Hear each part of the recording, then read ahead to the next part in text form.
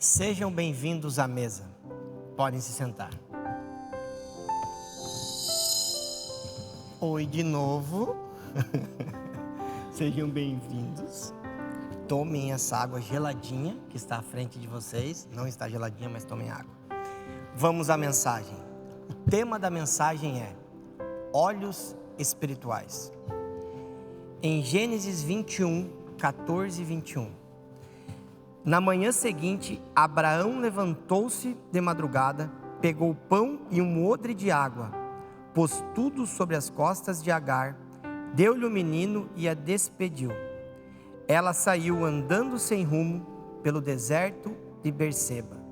Quando acabou a água que havia no odre, Agar colocou o menino debaixo de um dos arbustos. Afastando-se, foi sentar-se em frente, à distância de um tiro de arco, porque dizia: assim não verei o menino morrer. E sentou-se em frente dele, levantou a voz e chorou. Deus, porém, ouviu a voz do menino, e do céu o anjo de Deus chamou Agar e lhe disse: o que é que você tem, Agar? Não tenha medo, porque Deus ouviu a voz do menino. Aí onde ele está, ponha-se em pé, levante o menino e segure ele pela mão, porque eu farei dele um grande povo. Então Deus lhe abriu os olhos e ela viu um poço de água. E indo até o poço, encheu o odre de água e deu de beber ao menino.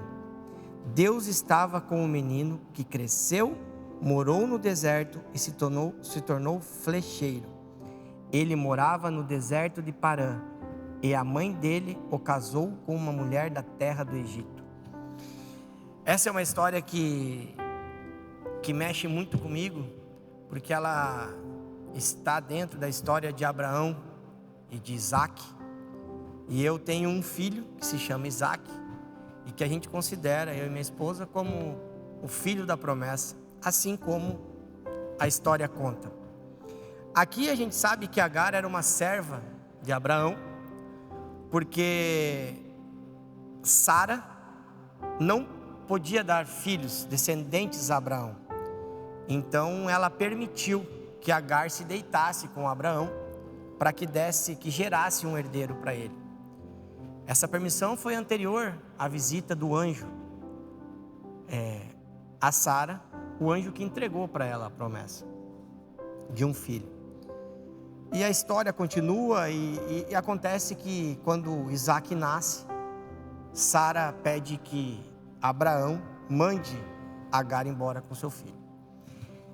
Essa passagem, Agar foge para o deserto, ela vai embora para o deserto. E em determinado momento, ela literalmente entrega o seu filho para que morra. Ela entende que ele não vai sobreviver. Por quê? Porque não tem água para ele beber. O odre tinha secado. E como a Bíblia fala, no meio de seu desespero, o choro da criança foi ouvido. Eu não entendo aqui que foi o choro de Agar, foi o da criança. E quando o anjo percebe, quando os céus percebem, um anjo pergunta a Agar o que está acontecendo. Eu entendo que neste momento, quando Deus fala, fez Agar ver, Ele não diz que Ele construiu o poço naquele momento. O poço sempre esteve ali. Só que a situação de desespero de Agar criou nela uma cegueira espiritual. A Bíblia diz que ela vai até o poço como se fosse algo próximo a ela, em frente dela. Nenhum momento fala aí, Deus construiu o poço, o anjo construiu o poço e foi feito o poço. Não. Ela apenas viu o poço. Então o poço sempre esteve ali. E trazendo isso para a nossa vida, é o que eu queria que vocês pensassem. Quantas coisas a gente está clamando e pedindo ao Senhor? Quantas coisas quantos poços a gente pede ao Senhor, será que o poço já não está feito? Será que já não está disponível e apenas a tua cegueira espiritual, por falta de relacionamento, por medo, não estão deixando você enxergar? Porque esse é o trabalho de Satanás. Ele usa de situações, ele te coloca em situações para que o natural sobressaia o sobrenatural. Então, ali naquela situação, o medo era tanto que Agar esqueceu inclusive de quem ela era, quem era o filho dela, quem era a descendência do filho dela. Porque quando Abraão recebe a ordem de Sara para que se livre da criança e da mulher, Deus vai a Abraão e diz: não tenha medo, pois tanto Isaac quanto ele serão grandes. Isaac será a descendência, e o outro filho será um grande povo, porque ele é de sua descendência. Então às vezes a gente esquece da onde a gente vem, a gente esquece que a gente é filho amado de Deus Pai, que a gente tem promessa em nossas vidas, mesmo em meio a um deserto, mesmo em meio a um lugar onde eu não estou vendo água, eu não estou vendo poço. Se você em algum momento pensou em desistir, assim como Agar, pare, pense, busque os céus, busque tirar dos seus olhos essas escamas espirituais que estão bloqueando que você enxergue. Não tem a ver com o que Deus tem que fazer na vida de vocês, Ele já fez, já está disponível. Tem a ver com vocês enxergarem aquilo que está disponível para vocês. Mas isso a gente conquista com relacionamento. A gente conquista identificando a voz do Senhor. Eu sempre digo que a visão espiritual está ligada ao relacionamento. Eu sempre digo que o relacionamento está ligado a reconhecer. Muitas pessoas dizem: mas Deus não faz na minha vida, Deus não fala comigo. Será? Será que Deus não está falando? Ou você não está identificando a voz dele? Por falta de relacionamento. Eu aposto que se a gente estiver num ambiente, Larissa, com 1000 pessoas, e o Rafael, seu marido, der risada ao falar, você com certeza vai identificar a voz dele. Por quê? Porque você tem relacionamento com ele. E assim é o Senhor. Você não vai identificar a voz daquele que você não se relaciona. E consequentemente, você pode ter uma cegueira espiritual e não enxergar tudo aquilo que está disponível para vocês.